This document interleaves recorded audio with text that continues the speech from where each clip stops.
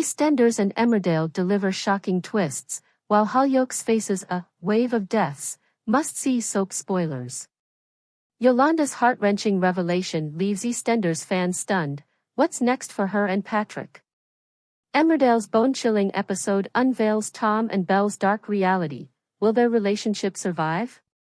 10 spoilers for Emmerdale and EastEnders reveal game-changing turns, while Hollyoaks sets up a wave of deaths. In a never-before-been-done episode of the ITV soap opera, Belle Dingle from the Dales finally gets to see Tom King for who he is, while Yolanda Truman opens up about her ordeal in a BBC two-hander. These two shows defy expectations in very different ways. Both are essential viewing. Cindy Cunningham's happiness is torn away once more, but Hollyoaks is firing on all cylinders and has some game-changing twists coming up. Speaking of wedding bells, Paul Robinson pops the question once more in Neighbours, albeit his fiancée pick is probably not going to go over too well with his fellow Ramsay Street neighbors.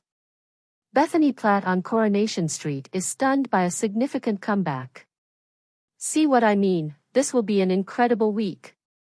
I've collected the 10 most important moments for you to see if you're excited about what's coming up. Yolanda opens out to Patrick in a special two-hander episode of EastEnders. Yolanda's actions cause Patrick to become concerned, so he goes to Pastor Clayton for guidance despite not knowing the real Yolanda.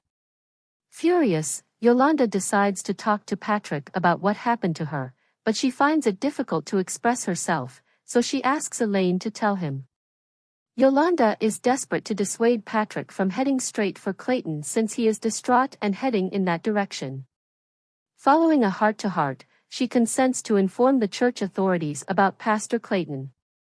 In Hollyoaks, Cindy's happiness is about to end tragically. After a run of bad luck, Dave and Cindy's wedding at the loft begins. There is plenty of strife between the bride and groom, and when Lizzie's child's true identity is revealed, Dave demands explanations. However, this is only the start. It's going to get a lot worse. Tom and Belle from Emmerdale are the focus of a spine-tingling episode that airs behind closed doors. Ahead of the dinner party, Belle is nervous because Tom is once again dismissing her efforts and telling her to change into a new clothing.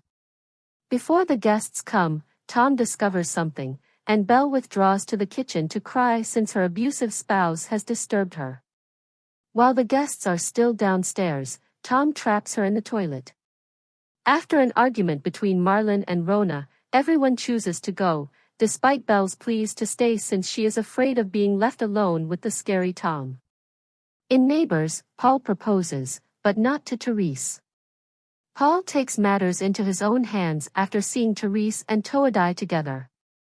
He approaches cunning Chelsea with a second proposal, knowing that he would accept this time. She organizes their engagement celebration, but will the truth about her deceit finally come to light now that Krista is recuperating in the hospital? We have only to hope. On Coronation Street, abuser Nathan reappears, shocking Bethany. At the precinct, the murder of Lauren is being reconstructed. But when D.S. Swain informs Bethany that the heinous criminal was freed months ago, her worst suspicions are validated. Bethany sees someone she thinks is the pedophile Nathan.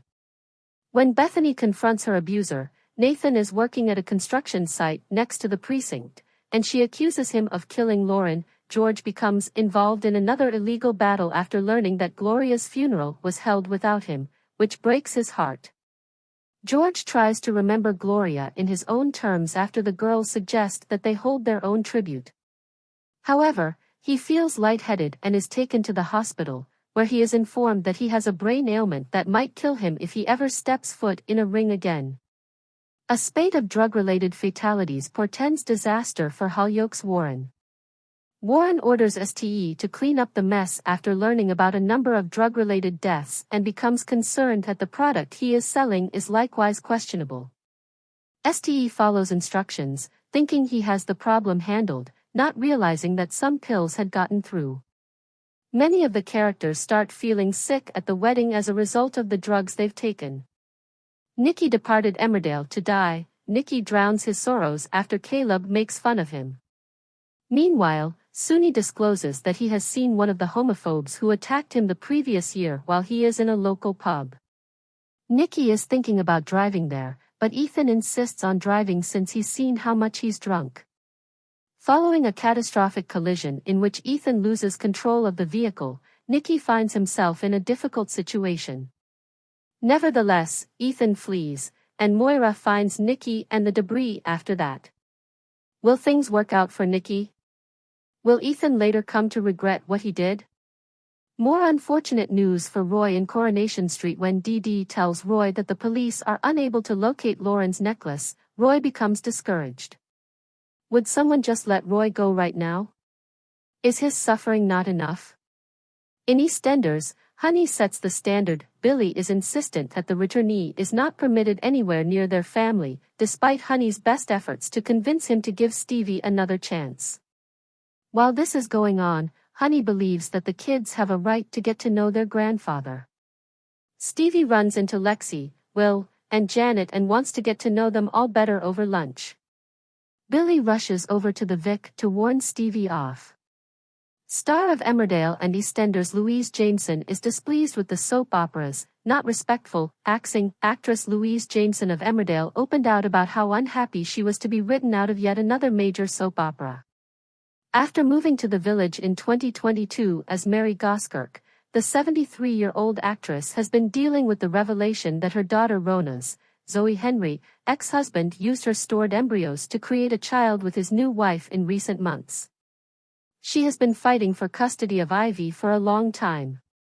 She was the first character on the program to be slain when she played Sharon Crosthwaite in the 1973 ITV soap opera, which was her very recent role, before she and the rest of the DiMarco clan were eliminated as part of what was then a significant overhaul. Her character Rosa DiMarco appeared in almost 200 episodes of EastEnders for more than 2 years, spending a lot of time in Walford between 1998 and 2000.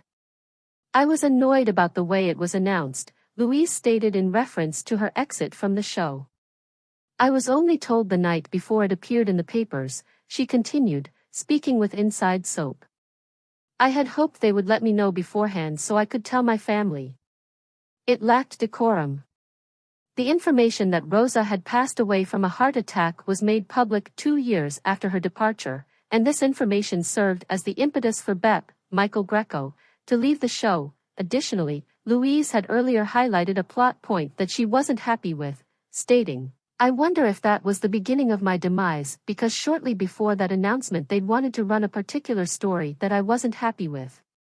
Rosa was to be turned into a racist by them, not because I wouldn't portray a racist if the tone was generally anti-racist. However, people really identify with the characters you play in soap operas, so I didn't want to come across as racist. Another well-known role of Louise's is that of Leela in Doctor Who. She appeared in 40 episodes of the show between 1977 and 1978 as a regular companion of Tom Baker's Fourth Doctor. Please subscribe our channel.